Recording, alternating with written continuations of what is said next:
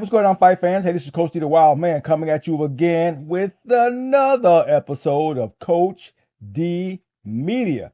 Now, you know what I do with Coach D Media. I talk about all things combat sports related, from the highs to the lows. All right, let's go ahead and get back into it. By now, everybody should already know, in December, we'll be heading to Jakarta, Indonesia for the GAMMA World Championships. We're less than a month away. It's going to be spectacular. But now let's break down, what does that all mean? What does competing in Indonesia mean for the landscape of mixed martial arts? So that's what I'm going to do today. I'm going to break some things down so we have a kind of good perspective of the significance of Indonesia. So let's start from 2017, when GAMMA USA first came on the scene for mixed martial arts. We had to overcome so many hurdles, right? Not only on infrastructure of mixed martial arts, the perception of mixed martial arts, development of mixed martial arts. You know, even though it's been out with the UFC, PFL, Bellator, Pride, Risen, all of these promotions that's been out before we got to this point, they were all pro-level competitions.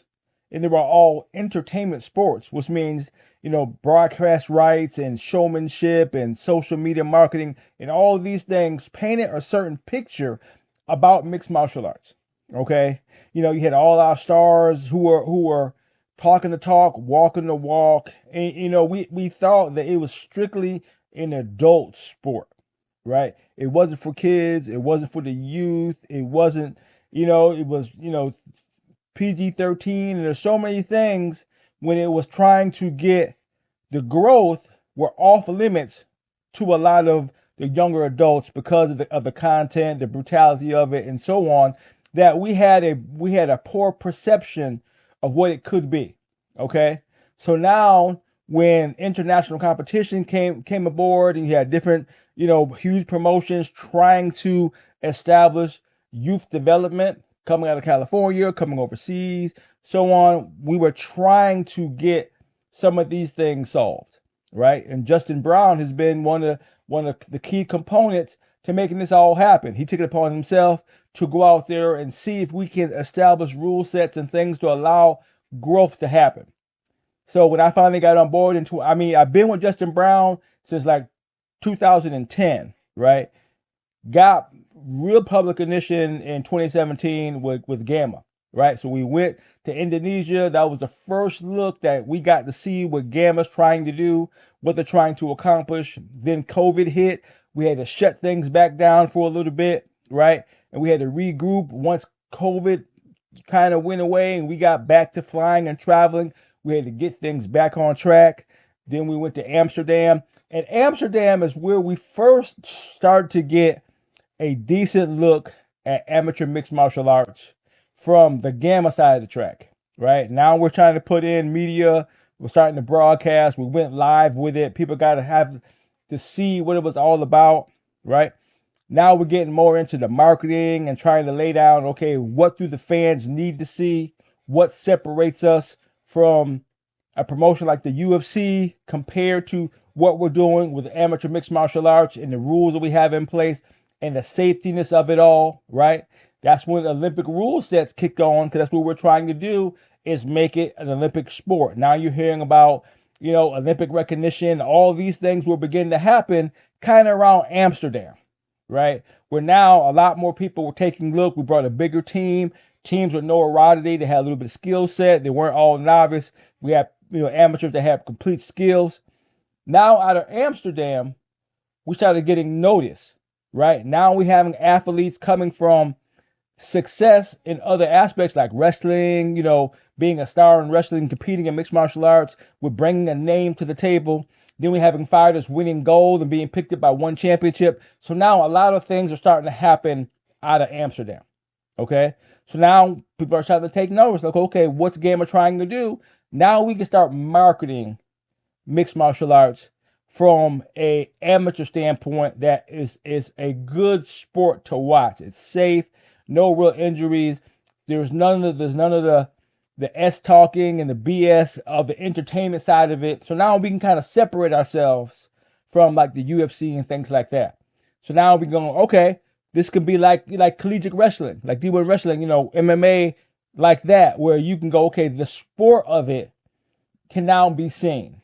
Where mixed martial art is not just a quote unquote blood sport. Now we can look at it as an athletic sport.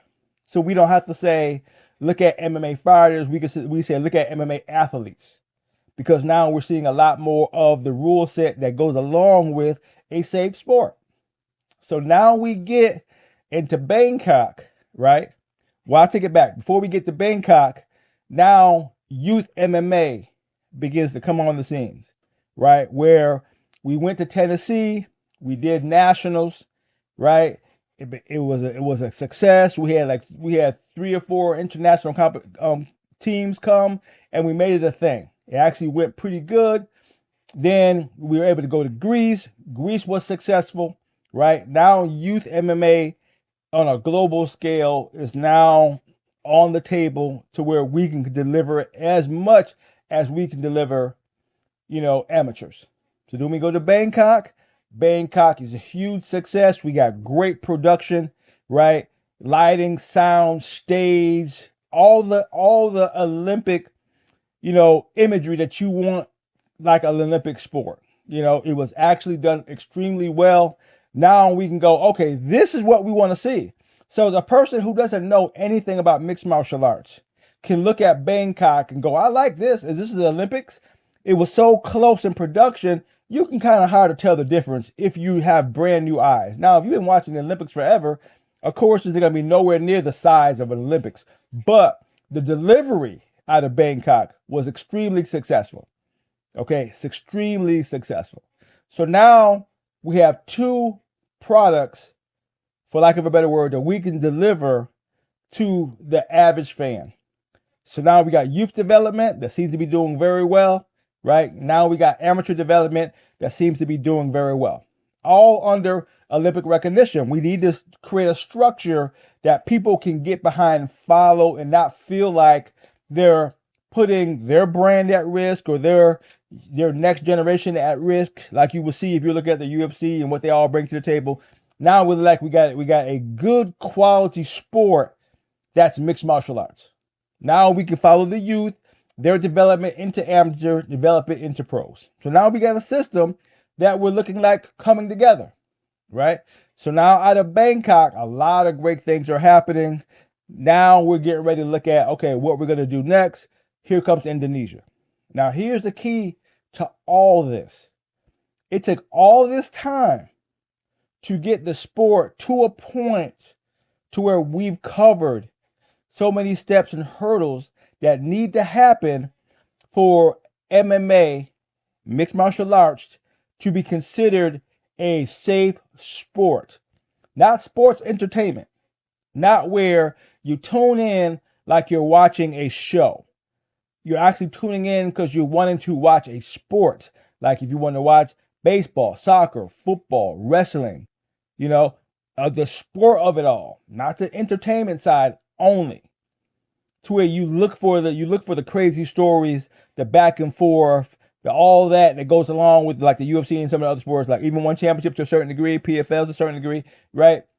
We wanted the sport to look exactly like that. So you can go, okay, I'm watching the sport of mixed martial arts. That was the whole premise for all this. To get to a point to where the sport is established, to where you have a clear idea of what the sport of mixed martial arts is, with the rule sets, safeties in place. You can watch your young child compete, do a sport that he or she may like, and successful at it with no risks. Then they grow up to become amateurs. They can do this very same thing. Then they can grow up, become a pro, and have options. Okay? That's all this is all about, is to develop it to a point to where the sport is developed. Now, here we are in 2024, and we're now at that next pivotal point of that.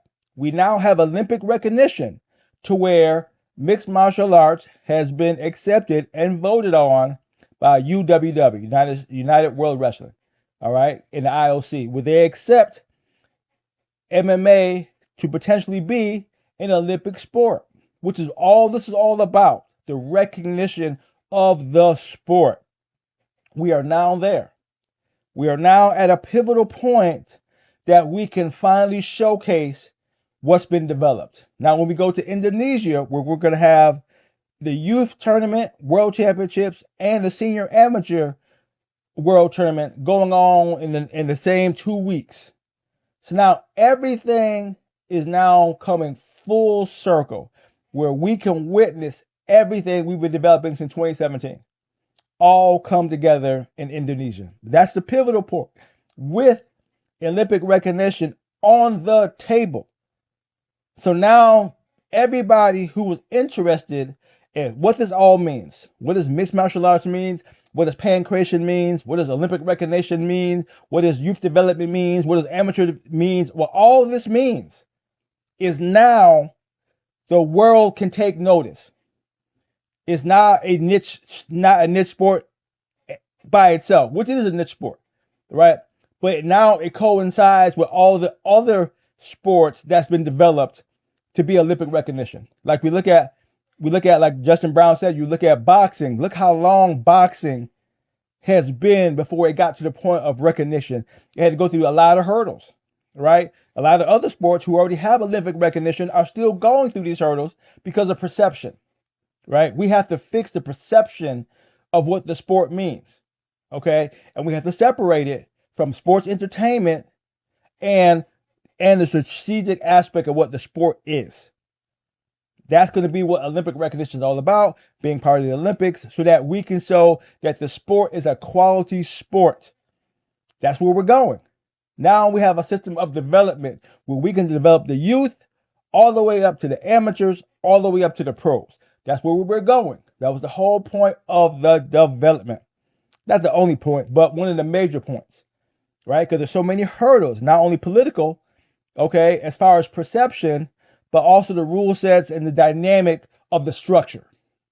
Where it's going to be placed, how it's going to be represented, right? You know, what's the showmanship? Where can you take it? How can you take it there? You know, what rules will prevent us from getting to the next level? All of these things have to be overcome. That's why it hasn't been done yet. We just got to this first hurdle because there's so many rules that we got to oversee. We still have so many states that don't support mixed martial arts. We have to overcome that, right? Maybe a 50-state initiative is what's needed, okay? But all this takes time. It takes manpower. It takes money. All of these things need to happen for the success of mixed martial arts down the line. That's why Indonesia is so important. And we have so many great athletes that have competed in freaking nationals, freaking at the, not at the Arnold Classic. Talk about, where were we at? Freaking Combat Corner, right? All the champions from there get to do great things because they can see their hard work pay off. Where they qualified to compete in Indonesia. They didn't just buy a ticket and go, hey, I'm going to Indonesia. They had to qualify for it, which is what we want, a system of development where the best can go. The best represent the United States. I'm proud of that. Proud to be a part of that, right? Now, into the senior side, we're getting there too, okay? A lot of our gold medal winners from Bangkok are returning. So we have a lot of great things happening that's going to be fun to watch. If you ever wanted a chance to tune in to what GAMMA is doing, now is the time. I'm not even saying get on board. I'm just saying tune in and make up your own mind, right? Because then you will know, okay, I see what Coach D is saying, all right? It's making perfect sense. I like it. I see the steps. I see the development. We are there. Long way to go, of course, but we have reached a hurdle we've been trying to get, which is Olympic recognition, and now we're there. I can't wait. Indonesia is going to be excited. We're less than 30 days away. Get on board. If you're going to be traveling, get your paperwork done, get your passport, get your visa, whatever you need. Make sure you got your documents done. Make sure you're ready to travel if you're an athlete, because we don't want you left behind because you weren't prepared, because time is getting short. Before you realize, it's going to be time to go. I'm excited. I want to get everybody caught up because that's what I do as Coach D. I give you what's the what. So let's get ready for Indonesia. It's going to be exciting. I can't wait to see what it is because I'm going to be there. You know how that's going to go. This is Coach D, doing what I'm doing, calling it like I see it, talking what you need to know and how you need to know it. To hear from me again, peace out.